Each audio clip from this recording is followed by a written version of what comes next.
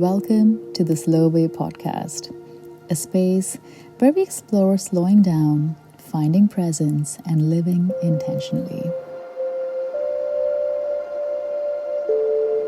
I'm Shruti, a holistic life coach and a yoga instructor, and my purpose is to help you clear out blocks that are keeping you from showing up as your best possible self. Together, we will learn to hold space for each other as we navigate through life and explore the depths of what it means to be human.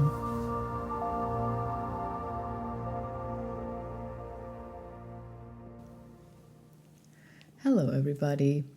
I hope you all have had a great Thanksgiving with your friends and family. And I just wanted to quickly say thank you for tuning in today. I'm so grateful that you're here. Let's get started. In today's episode, we are going to explore some insights that can help us slow down, tune in, and find balance in this fast-paced world.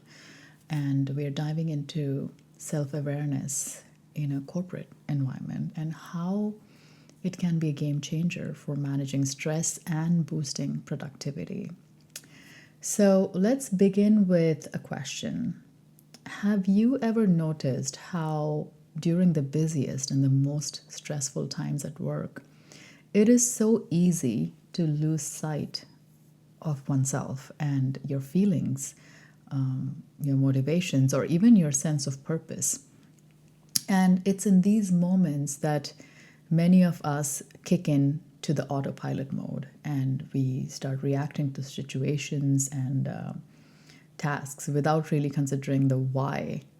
And I think this is a great time to bring in that this is a general rule that I live by. It is not what you're doing, it is how you're doing it that makes all the difference.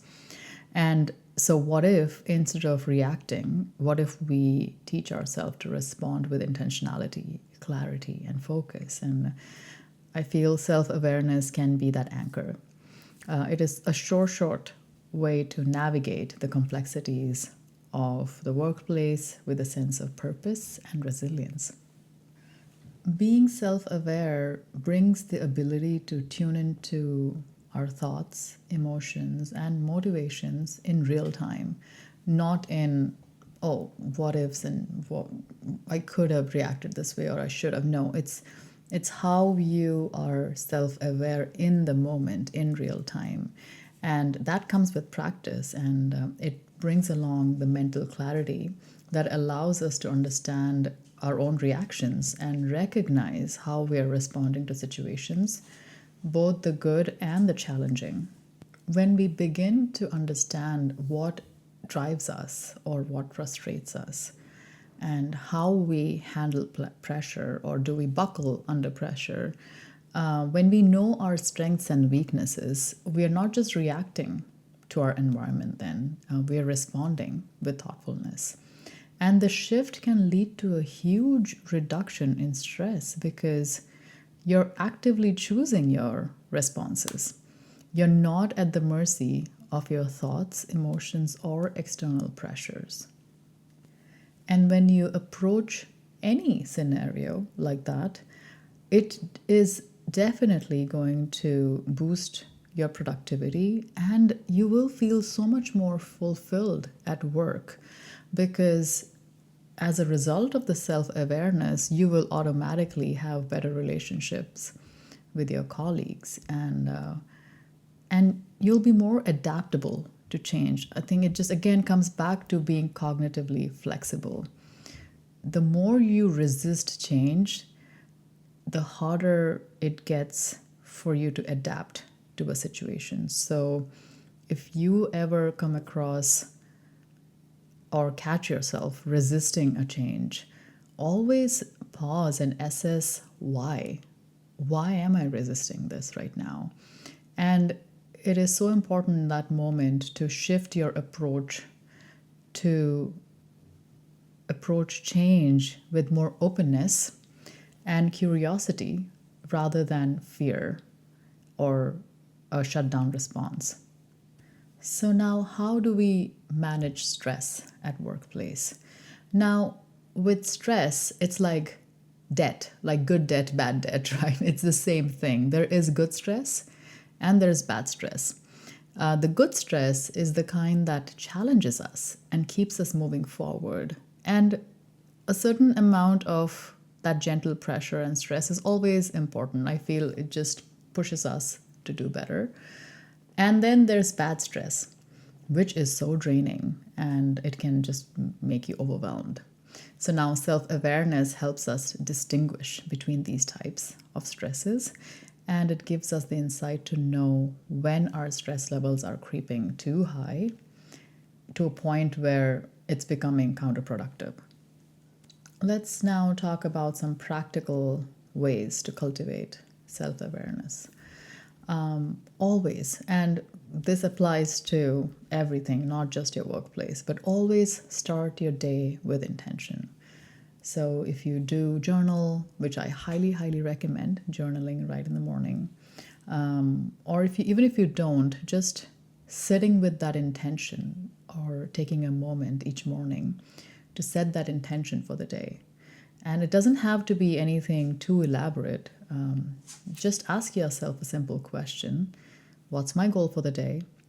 How do I want to show up for myself, for my work, and for everyone else that I'm going to deal with at work? Just answering those questions, now you have a clear purpose. And it is so much easier then to stay grounded and not letting yourself getting swept away by stress. So having that intention extremely clearly stated in your head or in your journal, it's almost like holding yourself accountable for it. Another thing that has helped me personally a lot is to schedule self check-ins. So go to your calendar and block off a few minutes in your calendar for mini check-ins throughout the day. So I usually set 3 minutes, like a timer, a 3-minute timer, where I just sit and just observe my breath. Am I breathing shallow? If I am, I reset that. I take nice deep breaths. And just to understand where my mental space is at and how I am feeling. And during these check-ins, you pause and ask yourself, what's my energy level? Am I feeling productive or drained? It's just like taking inventory of your thoughts and feelings. This is such an easy way to just stay connected to your emotional state and your energetic state. And that just results to managing stress before it blows up. We spoke about setting intentions first thing in the morning. I would highly recommend journaling in the evening after you've gotten back from work, you've unbound a little bit. Always go back to your journal and reflect on the day. Reflect on any challenging situation or any win for the day and just write that down. I think that kind of thought dumping is always helpful because in that moment you can have some prompts ready to go where you ask yourself, how did I react? Why did I feel that way? What would I do differently next time? And things like that. And then you just write it down. And it's like mental exercise, like the way you would want, if you want to stay fit, you go to the gym or you work out every day or 4 times a week. The more you do it, the easier it gets and the fitter you get. So these kind of practices are so important for your mental fitness. The more self-aware you become, the more you are in touch with your strengths and weaknesses, right? And then you also understand your natural rhythm.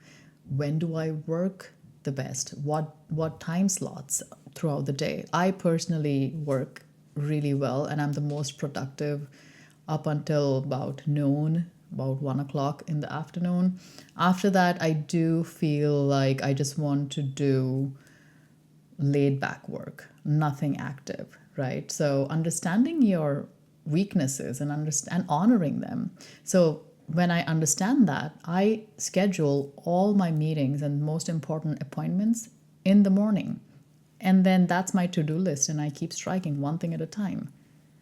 Now that I have tackled all of those important things in the morning, I reserve the afternoon for tasks that require less concentration. And this approach has just really helped me, just being so much more productive, and managing your time and energy efficiently is just going to maximize your productivity. The better you know yourself, the more you'll accept your shortcomings. So that will in turn help you to ask for support when it is needed. There is absolutely no shame associated with that. You can also delegate things if you recognize that a particular task doesn't align with your strengths. You can always delegate it, or you can ask for support. And this will automatically reduce the mental load, and it just frees up so much mental space for focus on areas where you actually do excel. Now imagine when each one of us is self aware and we show up to work with a clear mind and a focused heart. Imagine a workplace like that where everyone practices self awareness. The team members would communicate more effectively, handle conflicts with empathy, and adapt to challenges with resilience instead of resistance and fear. So it's not just about the individual's growth, it's about creating a work culture that values mental well being and sustainable productivity. And to get there, it has to be worked on at an individual level. If you're a leader, I highly encourage you to promote self awareness amongst your team members. And what that will do is it will create this really open space for connection and open feedback. And of course, you have to lead by example. You can share your own practices and provide tools and techniques for mindfulness. And I think at this phase, we need this the most. So I would love to see self awareness being a part of your morning powwow meetings, and where we all meet at a common ground, where we all share our humanness and we all have this common denominator, right? So when we meet at that level, that's such a beautiful space to set a great intention for the rest of the day. And when we move from that place of love, there is absolutely no way that it won't be a fulfilling day. Okay, on that note, I am going to wrap this episode up. I really hope that it inspired you to bring a little bit more self awareness into your workday. Mindfulness and self awareness, all these things, they're not reserved for days when you just want to relax. No, you can be relaxed while you're working away. This life is not a battlefield. You don't have to treat it like that. Treat it like a meadow. I always say this to myself. It's a meadow where I'm just like hopping around and just, yes, do we need to get things done? Of course, and we will. But it doesn't have to look so grave and so heavy, right? So if we approach it with more self-awareness and have a higher perspective, it is just going to be so much more fulfilling and beautiful. I hope you apply all these little practical techniques to your workday, and I'm telling you, it's going to benefit your overall well-being. If you would like to work one-on-one with me, you can schedule a free half-an-hour discovery call. This call is an opportunity for both of us to see if our collaboration will be productive and fulfilling. We can explore goals and see what the coaching approach will fit the best for you. And I look forward to seeing you there and connecting with you. Meanwhile, I would really encourage you to stay present, be mindful, take it slow, and let's keep growing together. Until next time, bye-bye.